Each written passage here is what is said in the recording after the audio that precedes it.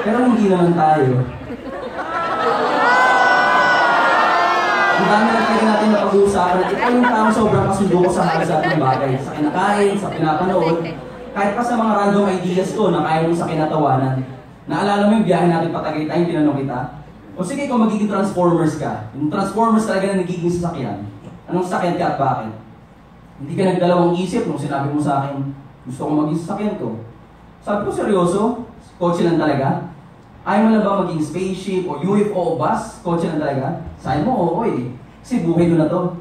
Na lahat na kailangan ko nasa backseat na trunk ng sasakyan ko. Sabi ko, sige, kotse ka lang. Pero kotse ka lang talaga. Paano kotse lang talaga ako? Kotse ka lang talaga. Ngayon kapag wala ka laban, hindi ka pwedeng mag-transform. Kotse ka lang talaga. Medyo matagal-tagal yun. Tapos, ako rin naman yung tumawa dun sa joke kung alam mo lang talaga hindi nakakatawa. Kasi natatawa sa tawa ko eh. Sabi mo, sira ka pala eh. Eh paano ako? Paano pag nasiraan ako? Paano kung napudpod o naplat yung gulong ko? Sino mag-aayos sa akin? Sabi ko, di si Eddie. Sabi mo, sino Eddie? Eddie ako? Umiti ka lang noon, tinignan ako, biling-iling, bago muling binalik ang mga mata sa kalsada. Sabi mo sa akin, dahil dyan, sagot ko na kape mo. Hindi ko lang nasabi sa'yo na hindi lang naman kape ko yung gusto kong sagutin mo. Kung okay lang sana sa'yo, kung talaga yung mag-aalaga sa'yo eh. Pero alam naman natin na sa dami ng pagkakaparehas natin sa isang bagay na talaga tayo hindi magkakasundo eh. Masyado kang komplikado para sa akin. At ako, masyadong simple. Na alam mong hindi ako sumasakay sa kahit anumang ride sa pete dahil lumalabas yung puso ko sa kaba. Pero ikaw, kahit ang bilis-bilis mo magmaneho, makita ko lang na ikaw yung nagdadrive para sa ating dalawa. Yung puso ko, sumisirko-sirko parang nasa roller coaster. Kaya nga lang, kilala kita eh. Ilang taon na nga ba tayo magkaibigan? Nakilang forever na nga ba yung dumaan sa buhay mo? Nakilang beses mo na nga bang itinarahi ang buong puso mo sa bakuran ng mga taong akala mo magtatagal para sa'yo? Yung mga taong akala mo sasabihan ka rin na lahat naman ang kailangan ko, nasa backseat at trunk ng sakyan ko eh. Pero pinaka-importante, nasa tabi ko.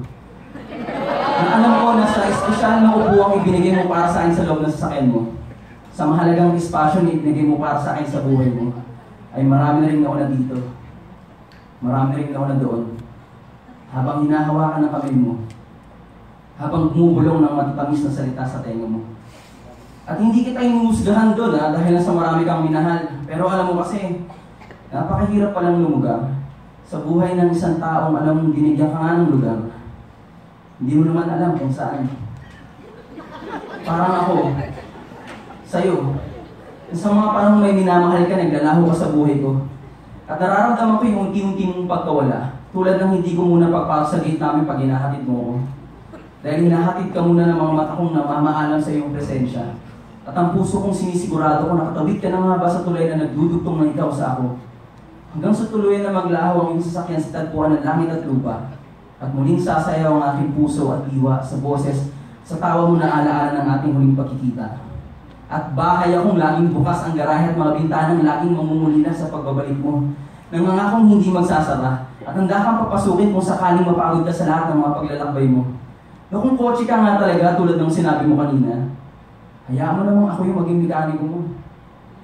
Na alam kong hindi mo naman talaga kailangan ng anumang pag-aayos kasi okay ka naman na talaga eh. Pero sana hayaan mong ako na lang yung mag-alaga ng mga bahagi mong nakalimutan mo na atang mahalin. Yung mga parte ng pagkatao mong hindi naman nila masyadong napapansin. Mahaba pa ang daan at marami ka pang pupuntahan at sa lahat ng yun, handa kitang samahan. Dahil musika sa tenga ko yung bawat pagpusina mo sa aming tarangkahan. At lahat ng hindi ko pagtanggi sa iyong mga panyaya ay paubayan ng puso kong malapit na mawala ng preno. Dire-diretso lang hanggang sa mahulog sa iyo. At kung isang madaling araw itatawag kang ulit sa akin at ikaw naman yung magpapahanap, huwag kang mag-alala kasi pupuntahan kita. Kung matiligan ka man sa akin sa malayong kalsada, ilay kong gagawa ng paraan para sunduin ka. Na kahit bobo ko sa direksyon, nalilito pa rin sa kaliwa at kanan. Na kung kotse ka nga, pusa naman akong hindi na kailangan ng isa ko pa para iligaw. Pero kung ikaw naman ang aking pupuntahan ay alam ko, sigurado ako, na kahit saan man ako magpunta, di ako magkakamali ng daan. Dahil ikaw ang pinakamaganda kong palatandaan. Nakarating tayo sa Tagaytay, alauna ng umaga. Nagpulalo, nagkape, sa kabumiyahe pabalik, alas 3 ng madaling araw. Sa biyahe natin, sabi mo sa akin, turuan na kaya atang mag-drive. Para pag napagod ako, ikaw naman yung magmamaneho para sa akin. Sabi ko, hindi na. Tinry na natin ito dati, di ba? Hindi ako pwede dyan eh. Masyado akong kabado. Pero ganito na lang.